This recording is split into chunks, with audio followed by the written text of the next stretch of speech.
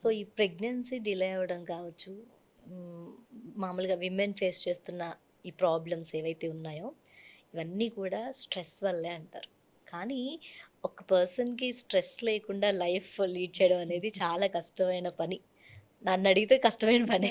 ఎందుకంటే ఇప్పుడు job stress కావచ్చు, ఇంట్లో ఇల్లును చూసుకునే స్ట్రెస్ కావచ్చు, ఏదైనా ఆహ్, విమెన్ అంటే చాలా వైపు నుంచి ఫేస్ చేస్తూ ఉంటారు.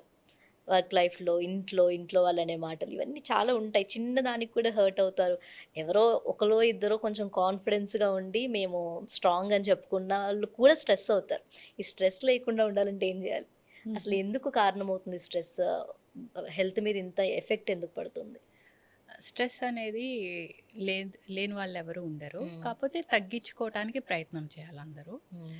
అది ఎలా అంటే ఒక్కొక్క మనిషి తత్వాన్ని బట్టి ఉంటది. హ్మ్. కొంతమంది అంత స్ట్రెస్ అవ్వరు. కొంతమంది చిన్నదానికి కూడా చాలా ఎక్కువ స్ట్రెస్ అవుతారు. అవును. సో, మామూలుగా ఏం చెప్తామంటే ఏదన్నా పని మనం పెట్టుకొని దాని మీదే కాన్సంట్రేషన్ చేస్తే దాని మీద మనకి స్ట్రెస్ పెరుగుతా ఉంటది. హ్మ్. అదే మనం దాని గురించి ఆలోచించకుండా ఏదైతే అదయింది అని ఎండ్ రిజల్ట్ హ్మ్. భగవద్గీతలో చెప్పినట్టు ఎండ్ రిజల్ట్ మనం వదిలేసి ముందుకు పోయామనుకోండి, ఆ స్ట్రెస్ అనేది చాలా తక్కువ ఉంటదని నేను చాలా గట్టిగా నమ్ముతాను. ఓకే. సో, పేషెంట్స్‌కి గూడా అదే చెప్తాననమాట. సో, మీరు ఒక పని కోసం మా దగ్గరకొచ్చారు. మమ్మల్ని రిక్రూట్ చేసుకున్నారన్నట్టే. సో, మీదంతా బాధ్యత మా మీద వదిలేయండి. మీరు హ్మ్. ని మీరు నిశ్చింతగా ఉండండి. అయన్నీ మెడికల్‌గా ఏమేమి కరెక్ట్‌గా చేయాలి, ఏమేమి ఫాలో అప్ చేయాలనేది మేము సజెస్ట్ చేస్తాము. హ్మ్. మీరు మీ వర్క్‌లో కాన్సంట్రేట్ చేయండి. ఇప్పుడేంటంటే ఇప్పుడు పిల్లలు లేరు అనేది వాళ్ళకి పెద్ద సమస్య. ఆ సమస్య గురించి ఆలోచిస్తా ఉంటే, ఆ నెగటివిటీనే మాకవ్వదేమో అనే భయమే ఎక్కువుంటది వాళ్ళకి. హ్మ్. అవుతదనే కాన్ఫిడెన్స్ తక్కువుంటుంది. హ్మ్. ఎందుకంటే ఆల్రెడీ పాపం చాలా మంత్స్, ఇయర్స్ ట్రై చేసున్నారు కాబట్టి. ఎప్పుడైతే వాళ్ళు అవుతదా? అవ్వదా? అనే సందిగ్ధంలోంచి బయటకొస్తారో, ఆ రోజే వాళ్ళకి బెటర్ రిజల్ట్స్ ఒస్తాయన్నమాట. ఓకే. ఇప్పుడు ఒకసారి నేను చాలా కామన్‌గా నా పేషెంట్స్ అందరికీ చెప్తా. ఒక 40 ఇయర్ ఓల్డ్ మెడికల్ ఫీల్డ్‌లోనే ఉన్నారు.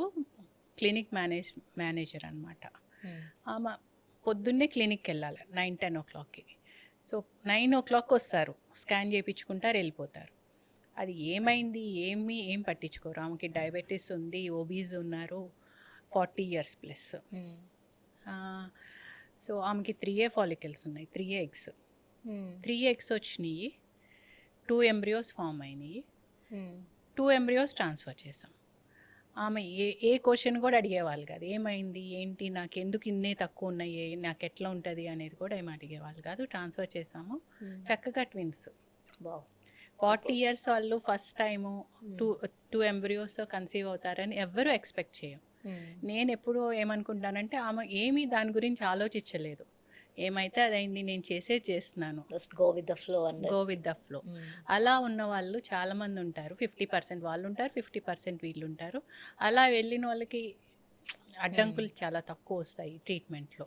రైట్. స్మూత్‌గా ఎళ్ళిపోతది. హ్మ్. సో, అదొక్కటి మాత్రం చెప్తా అనమాట. Stress okay. అంటే రకరకాల స్ట్రెసెస్ ఉంటాయి. కానీ మనకేది కావాలో గోల్ చూసుకునే ఆలోచిచ్చే దాని మీద ఎక్కువ నెగటివిటీ డెవలప్ అవుతది.